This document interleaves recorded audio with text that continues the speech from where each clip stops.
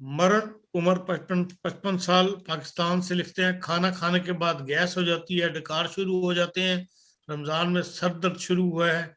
Blood pressure 200/120 رہتا ہے۔ دیکھیں جی، یہ جو بلڈ پریشر ہے ان کا، یہ تو جو وہ گیس کی وجہ سے ہی ہے۔ عموماً لوگوں میں جن کا بلڈ پریشر بہت زیادہ ہائی رہتا ہو ان کے پیٹ میں عموماً گیس ہوتی ہے،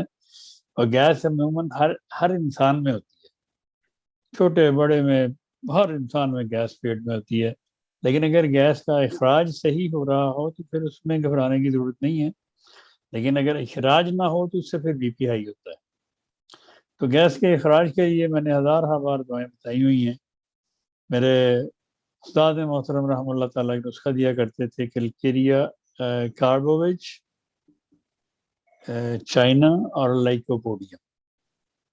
30 میں ملا کر کھانا کھانے سے پہلے اگر آپ 15-20 منٹ پہلے خوراک کھا لیں تو آپ کے پیٹ میں زیادہ ہوا نہیں بنے گی، جو بنے گی اس کا اخراج